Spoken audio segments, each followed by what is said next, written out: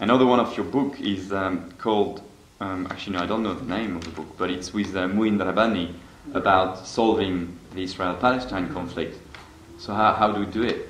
Basically, to put it in a nutshell, if you're serious about politics and you're serious about trying to build a mass movement, you can't go beyond what the public is ready to accept.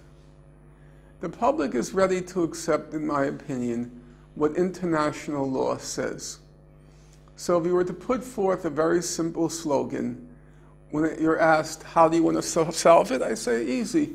All I want to do is enforce the law. The law is clear, it's unambiguous, it's uncomplicated. There is a near unanimous consensus on what the law says. And that's what I want to do. But the law is clear. The settlements are illegal, that's correct.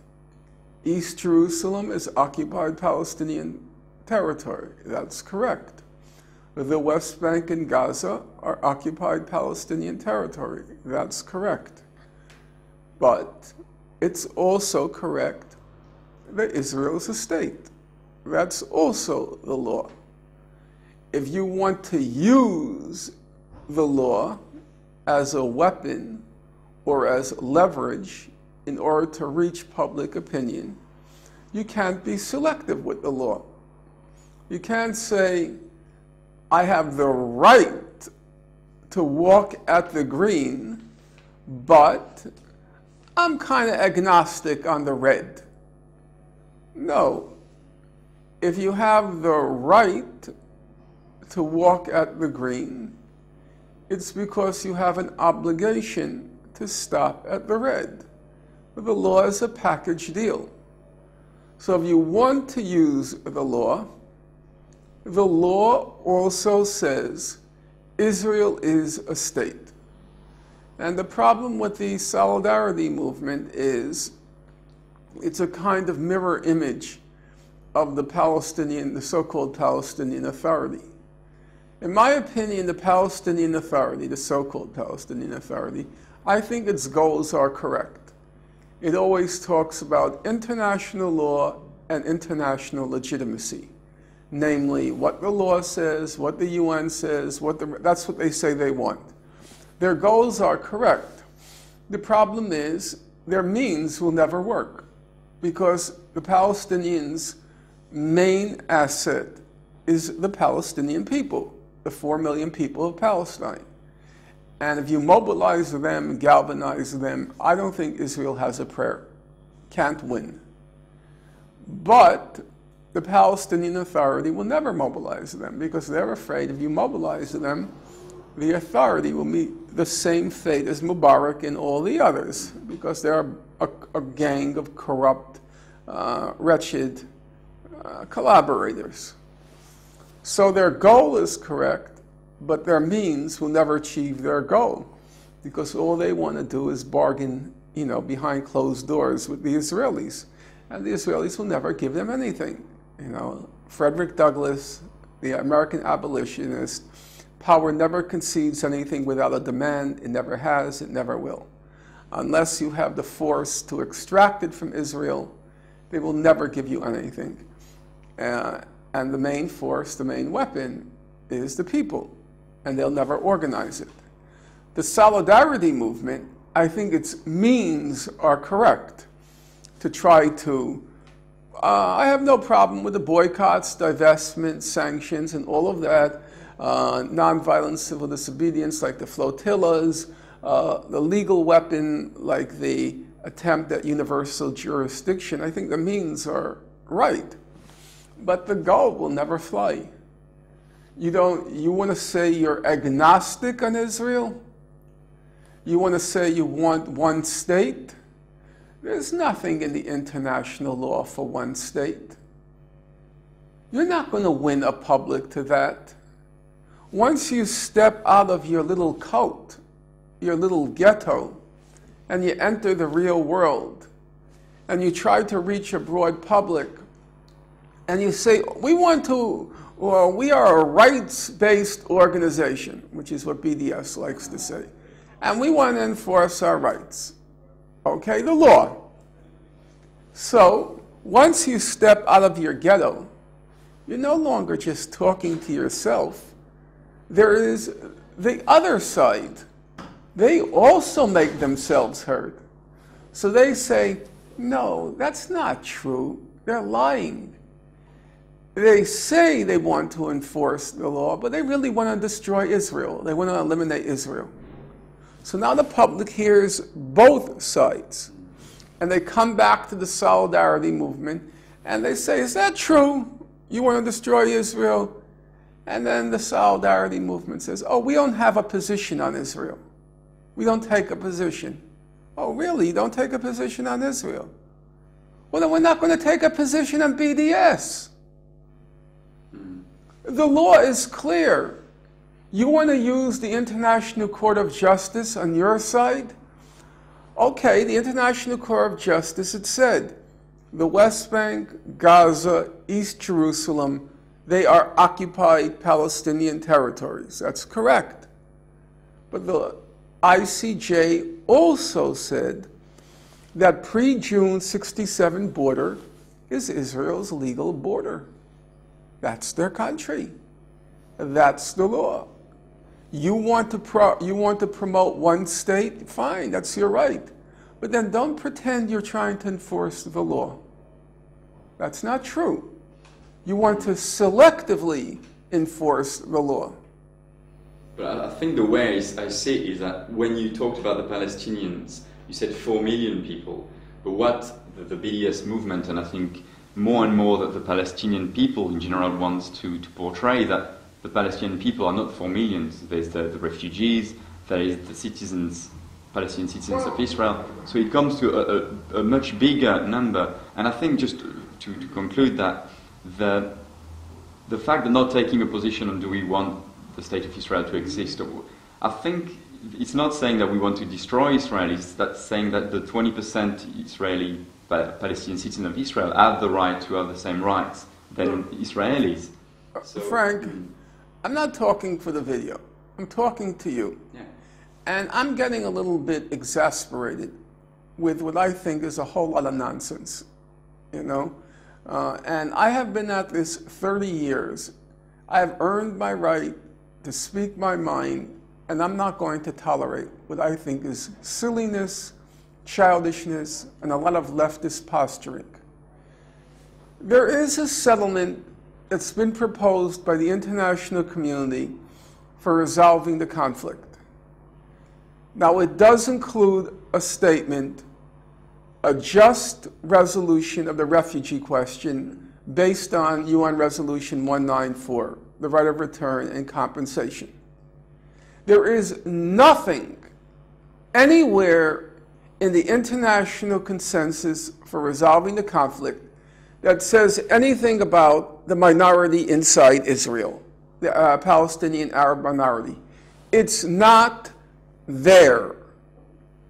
You want to drag in that minority and start talking about them, well, in my opinion, you'll get nowhere, because the whole world is filled with countries that persecute their minorities.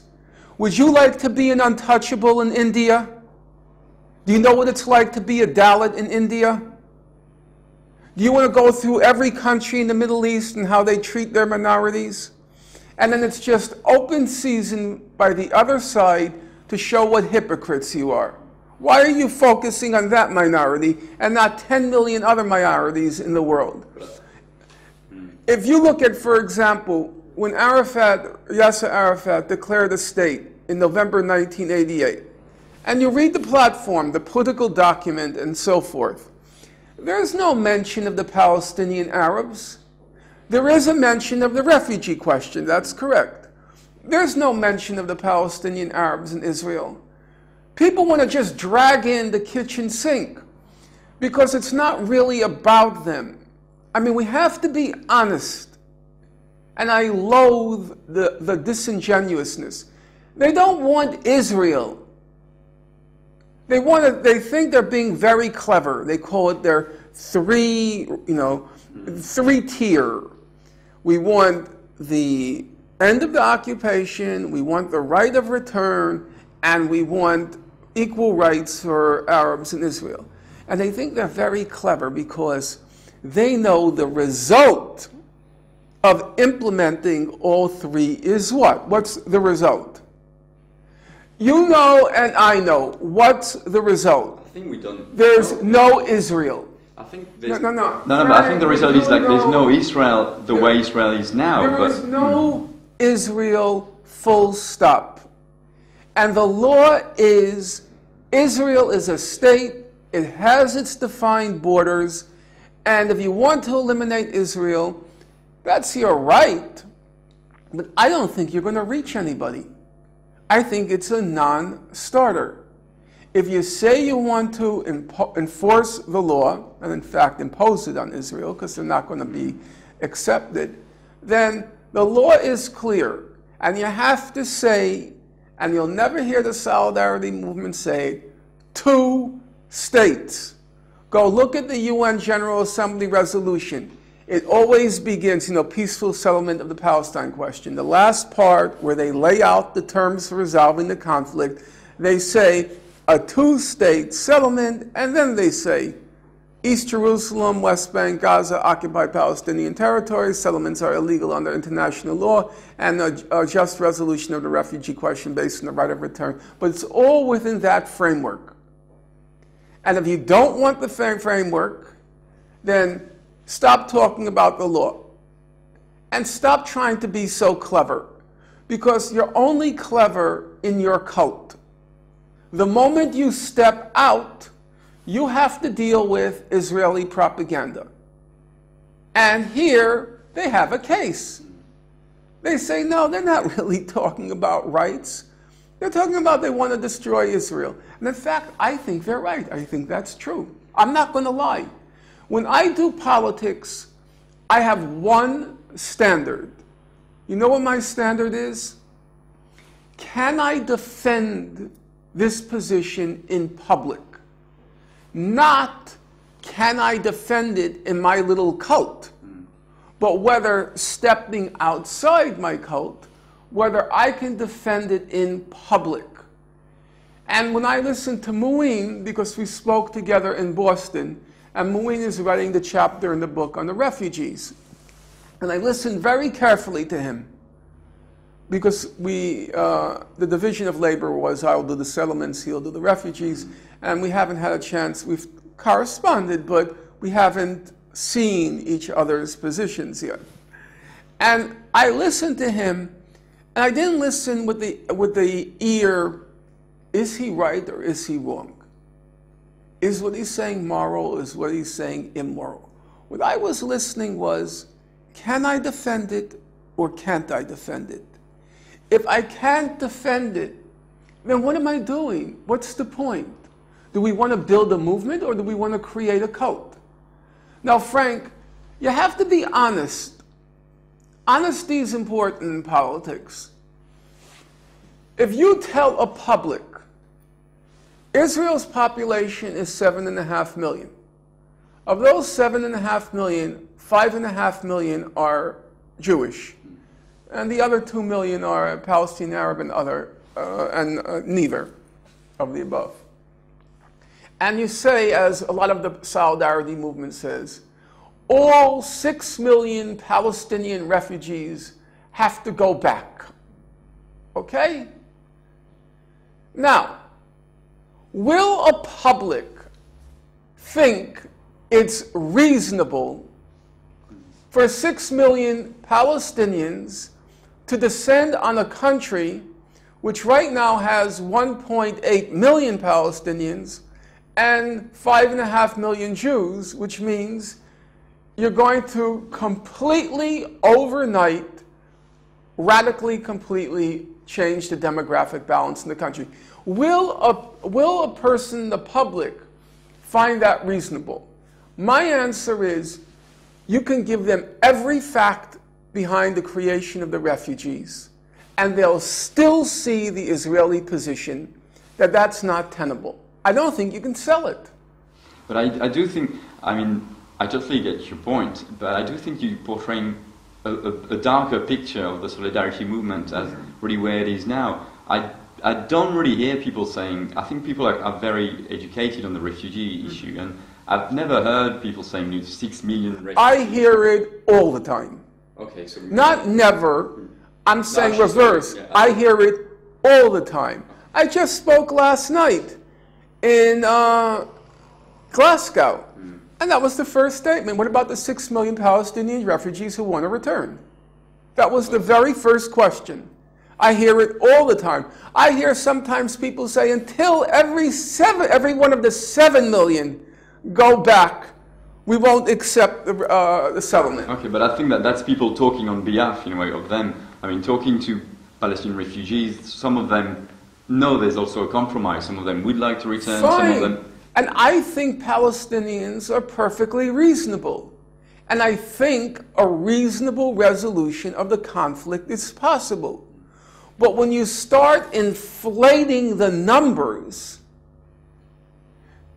I don't know what you're trying to do. Do you want to resolve the conflict? Or do you want to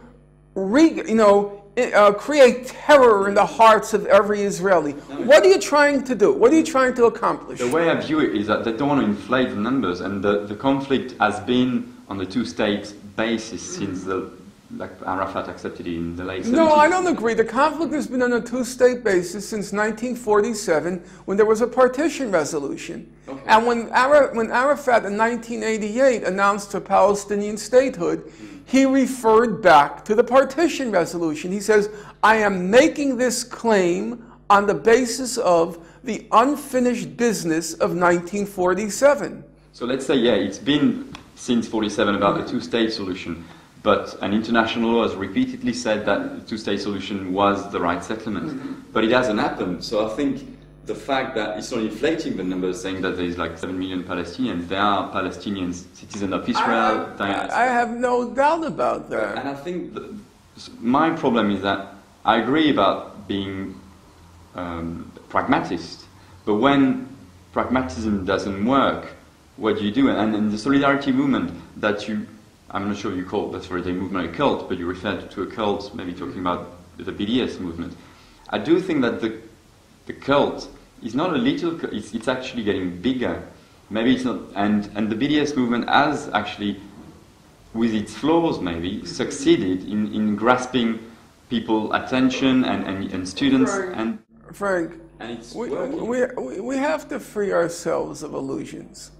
When I don't know how old you are, but when I was a young man, I was a Maoist, And we always thought our movement is growing. 6,000, 8,000, we're growing, What you call growing, how many people are you really reaching? Are you reaching a mainstream public? I don't think so. I mean, it takes time, but I think, for example, there's Israeli Apartheid Week starting in a few weeks, end of February. And I'm not an organizer of this, but I know lots of people that organize it. And this year, there's 27 countries involved, loads of campuses that never touched it. And I think if the students start to get involved, sometimes the students can influence their parents, and then. So I think it's a small process, but I think the BDS movement is helping actually making the movement a more global movement. I said clearly. I said, I think the solidarity movement has the right tactics. I support the BDS, but I said it will never reach a broad public until and unless they're explicit on their goal. And their goal has to include recognition of Israel, or it's a non-starter.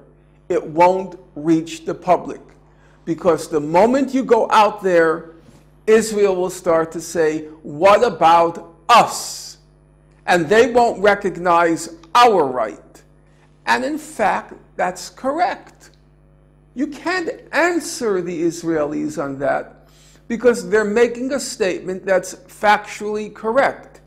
It's not an accident, an unwitting omission that BDS does not mention Israel. You know that, and I know that. It's not like they're oh, we forgot to mention it. They won't mention it because they know it will split the movement. Because there's a large segment of the movement, component of the movement, which wants to eliminate Israel. But I think, again, talking in terms of eliminating Israel scares people because they don't understand what eliminating Israel means. It doesn't mean bombing. And the BDS movement is clear about like Israeli Jews living in the... Frank, there's a law.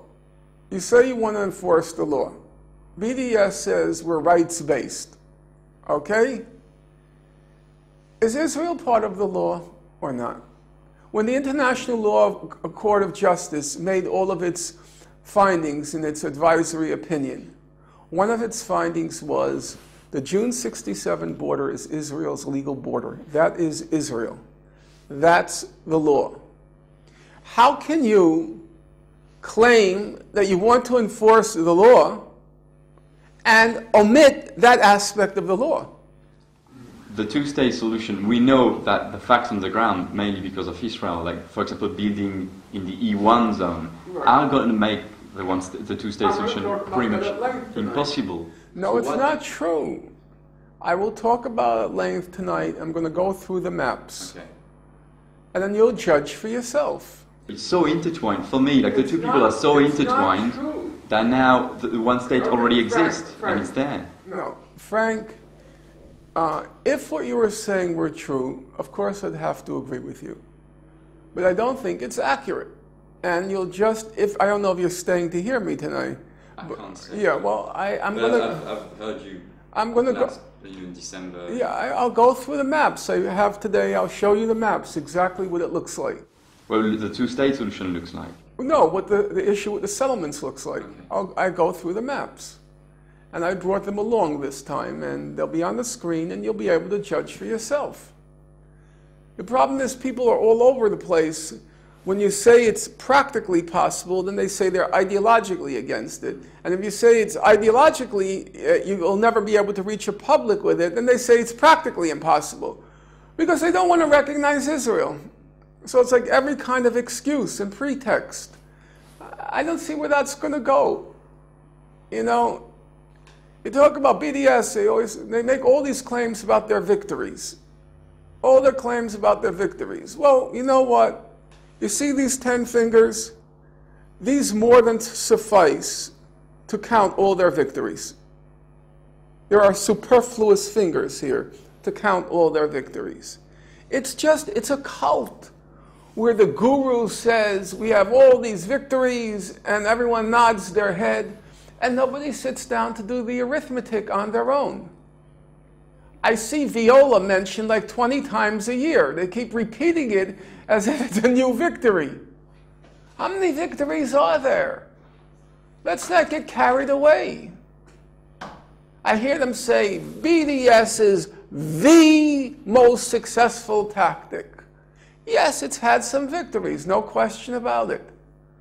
But the way people promote it, as if it's proven itself and we're on the edge, on the verge of a victory of some sort, it's just sheer nonsense. It's sheer nonsense. It's a cult. And I personally, I'm tired of it. I went through my cult stage. I was a Maoist. And now when I look back, I'll tell you the truth. There were like two competing possibilities. You can be a Maoist, a Leninist, and all that sort of crap. And you could waste 20 years of your life. Or you could have worked with people like Ralph Nader, like my best friend, Alan Nairn. He was, if you know Alan Nairn, he worked under Nader. And he got a lot of bills passed through Congress. A lot of good stuff, It's nice we have seatbelts. That was Ralph Nader. Airbags. That was Ralph Nader. Thousands of little things that made life, save millions of lives. I'm not going to be in a cult again. I'm not going through that stage again with the gurus in Ramallah, giving out marching orders. And then if you disagree, they say, 10,556,454 Palestinian civil society organizations have endorsed this. Who are these organizations? They're NGOs in Ramallah, one-person operations, and they claim to represent what they call this thing, Palestinian civil society. If they really were Palestinian civil society, as they claim, then why can they never organize a demonstration of more than 500 people? If they really are, they represent Palestinian civil, I hear this all the time. Have you ever seen a statement by BDS that doesn't have the first subordinate clause? BDS, the largest civil society organized protest, endorsed by 26,555,000,000,000,000,000, organizations. They're just Ramallah, NGOs. Represent absolutely nothing. There's trade unions as well. Oh, look, let's stop. If it were what you said, where are the demonstrations there? If there were really an active... BDS, I think, is turned to the international community, not to the... well, that to me is a problem. I'll tell you the truth. Because if you're an indigenous organization in Palestine, you should be organizing your people. And it's our job to organize from our side. I went through many solidarity movements. The Vietnamese never gave us marching orders. The Nicaraguans, the El Salvadorans, they didn't tell you what to do. They organized their people. And the solidarity movement abroad, we were supposed to make the judgment about how best to organize ourselves.